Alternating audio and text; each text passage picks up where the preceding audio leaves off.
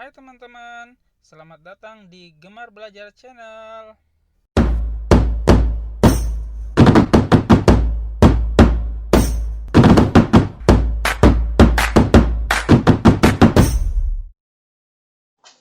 Hai teman-teman, Assalamualaikum warahmatullahi wabarakatuh. Jumpa lagi nih dengan saya. Nah, seperti janji saya di video sebelumnya, kali ini kita akan membahas lebih dalam mengenai bagian dari unsur-unsur bahasa sebelumnya. Nah, pada video kali ini kita akan membahas mengenai kata atau jenis-jenis kata atau yang biasa teman-teman dengar dengan istilah part of speech. So, what is part of speech mean? Jadi apa sih part of speech itu? Nah, secara definisi nih, part of speech adalah jenis-jenis kata yang merangkai suatu kalimat agar bisa dipahami orang yang mendengarnya. Jadi, sebelum teman-teman belajar lebih jauh mengenai bahasa Inggris, part of speech ini merupakan materi yang menurut saya sangat wajib nih buat teman-teman ketahui.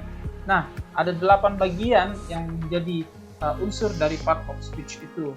Yang pertama adalah noun atau kata benda, yang kedua adalah pronoun atau kata ganti, yang ketiga adalah verb atau kata kerja, kemudian yang ada adjektif atau kata sifat, kemudian adverbial atau kata keterangan, kemudian ada preposition atau kata depan, kemudian ada conjunction atau kata hubung, kemudian yang terakhir adalah interjection atau kata ekspresi.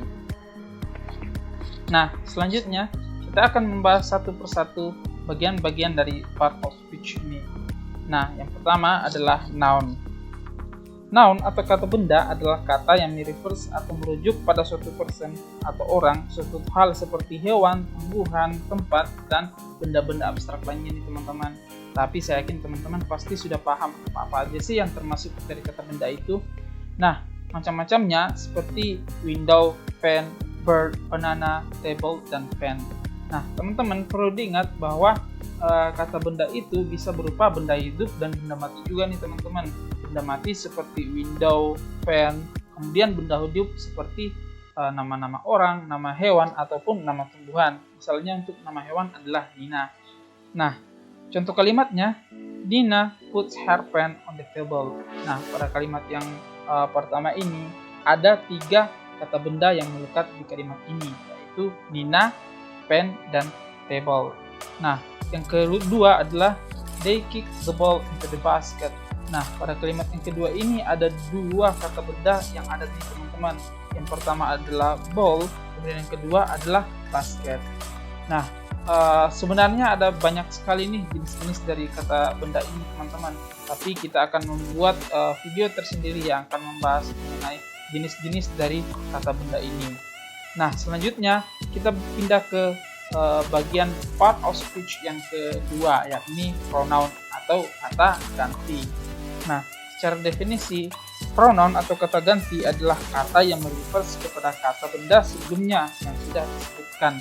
Nah, jenis-jenisnya mungkin teman-teman sudah pernah lihat seperti I, you, we, they, she, he, it, dan seterusnya. Contoh kalimatnya adalah my cousin Tina come to my house. She came with her father and mother. Nah, di sini kita bisa melihat bahwa kata gantinya adalah she. Nah, kata ganti she ini merefers ke my cousin dan Tina yang merupakan orang yang sama. Jadi, fungsi dari pronoun atau kata ganti adalah untuk tidak mengulangi atau tidak terjadi pengulangan kata dari subjek atau noun atau pronounnya ini sendiri nih teman-teman. Kemudian kalimat yang kedua adalah Dodi is an amazing footballer. He always made a spectacular goal in every match. Jadi kata pronoun atau kata ganti yang ada pada kalimat kedua ini adalah he. He ini refers ke Dodi. Jadi kata Dodi ini tidak boleh digunakan ulang nih teman-teman dalam bahasa Inggris, sehingga digunakan pronoun atau kata ganti untuk menggantikan kata Dodi ini. Kata itu adalah he. Nah, selanjutnya kita pindah ke bagian part of speech yang ketiga, yakni verb atau kata kerja. Nah, verb atau kata kerja adalah kata yang mengandung unsur kegiatan atau pekerjaan, atau kata yang menjelaskan tindakan dari si subjeknya itu. Nah, contoh-contohnya seperti cook, make, hear, see, touch, walk, dan seterusnya. Nah, di dalam kalimat, teman-teman bisa lihat Budi sees the tiger walking at the zoo. Budi melihat seekor macan berjalan di kebun binatang. Nah, di kalimat yang pertama ini kata kerjanya adalah sees atau melihat. Nah, kalimat yang kedua adalah a bird just flown over my house. Seekor burung baru saja terbang di atas rumah saya. Nah, pada kalimat yang kedua ini kata kerjanya adalah flown yang berarti terbang, yang juga merupakan kegiatan atau tindakan yang dilakukan oleh burung itu tadi, teman-teman. Nah, mungkin teman-teman biasa melihat beberapa bahasa Inggris yang kemudian memiliki arti yang sama. Nah, contohnya di sini adalah see, saw, seen yang berarti melihat, take, took, dan taken yang sama-sama berarti mengambil. Nah, teman-teman mungkin ada yang bertanya-tanya, kok bisa ya tiga kata ini berbeda tapi memiliki makna yang sama? Nah, dalam bahasa Inggris ini biasa disebut dengan irregular atau regular verb, kata kerja beraturan dan kata kerja tidak beraturan. Nah, kita akan bahas mengenai kata kerja beraturan dan tidak beraturan ini di pembahasan mengenai video verb tersendiri nih, teman-teman. Nah, selanjutnya kita pindah ke bagian part of speech yang selanjutnya, yakni adjective. Nah, adjective ini adalah kata sifat atau kata yang menerangkan kualitas atau karakteristik dari subjek, noun, atau pronounnya. Contoh-contohnya seperti angry, handsome, great, blue, red, diligent, polite, cruel, happy, sad, dan lain-lain. Nah, contoh kalimatnya, Farid is falling in love with Lucy because she's so beautiful.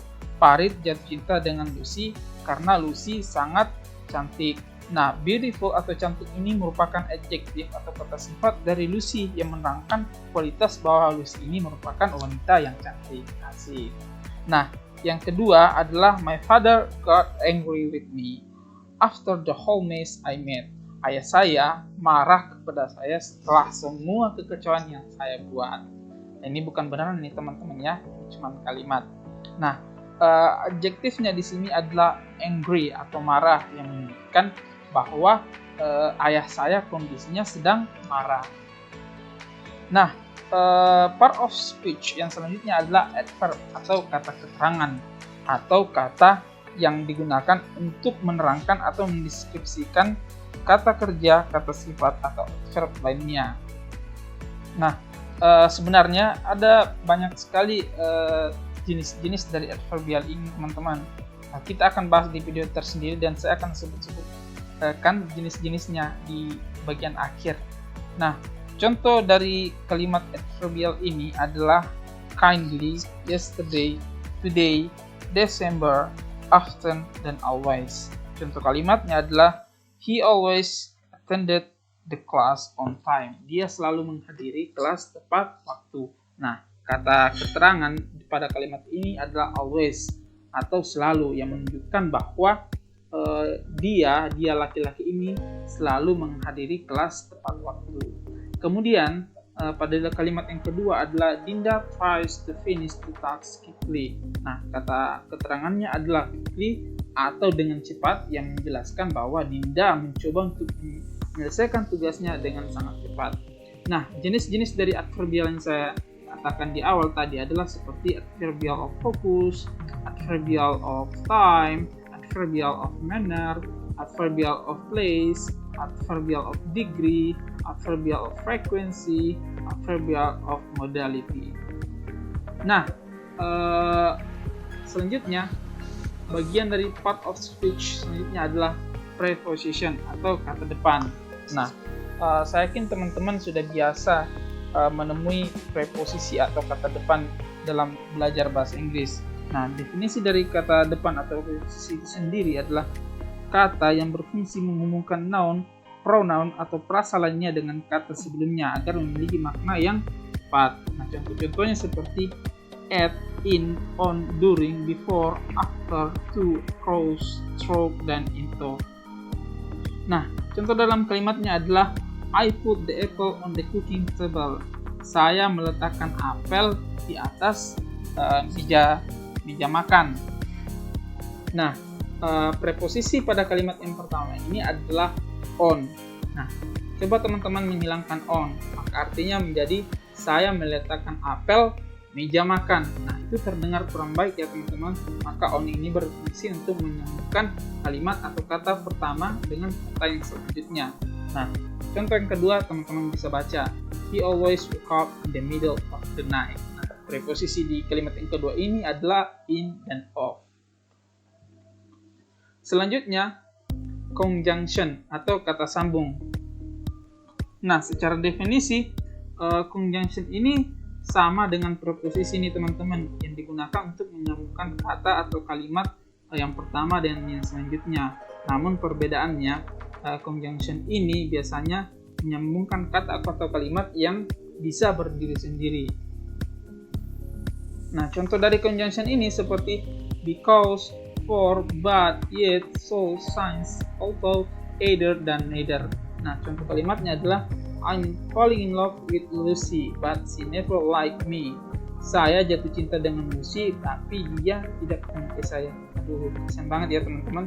Nah, but di sini yang berarti kecuali menjamunkan dua kalimat, yakni saya jatuh cinta dengan Lucy, kemudian dia tidak menyukai saya. Dia tidak pernah menyukai saya. Jadi tanpa but ini sebenarnya kedua kata ini atau kalimat ini bisa berdiri sendiri. Namun untuk membuatnya lebih terdengar indah dan efisien, kita membutuhkan conjunction atau kata hubung di depannya. Nah, kalimat yang kedua adalah she goes to the hospital because her mother was sick. Dia pergi ke rumah sakit karena ibunya sakit. Selanjutnya, interjection. Nah, interjection ini merupakan bagian dari part of speech yang menjelaskan tentang ekspresi atau kata ekspresi. Nah, saya yakin teman-teman akan paham ketika saya memperlihatkan contohnya seperti bravo, yup, hooray, atau dalam bahasa Indonesia adalah hore, kemudian ada yo, kemudian ada well, kemudian ada wow, oops. Nah, jadi interjection ini digunakan ketika kita sedang senang misalnya atau sedih, kemudian kita ungkapkan dengan interjection ini. Contoh kalimatnya adalah hooray, we win the competition. Hore, kita menang kompetisi ini. Oke, yang terakhir sebelum kita menutup video ini, saya punya latihan. Jadi di sini ada beberapa kata. Nah, teman-teman silahkan memilih atau menentukan kata-kata ini. Misalnya there, di sana ini masuk verbial, masuk noun, masuk verb, atau masuk bagian part of speech yang mana. Nah, 10 detik kemudian saya akan memberikan jawabannya dan silahkan teman-teman mengecek apakah jawaban teman-teman ini benar atau salah.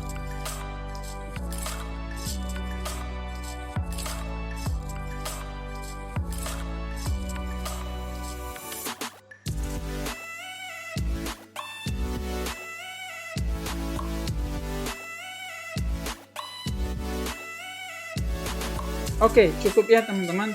Nah, ini dia jawabannya. Jadi there atau di sana itu merupakan verb dan jawaban-jawaban untuk soal-soal yang lainnya. Nah, saya pikir cukup sekian untuk video kali ini. Selanjutnya kita akan membahas bagian-bagian dari part of speech ini lebih mendalam. Terima kasih buat teman-teman yang sudah menonton sampai akhir, dan jangan lupa bantu saya dengan subscribe, like, dan share channel ini agar saya lebih semangat dalam membuat video-video yang berikutnya. Terima kasih sudah bergabung. Sampai jumpa di video berikutnya. Bye bye.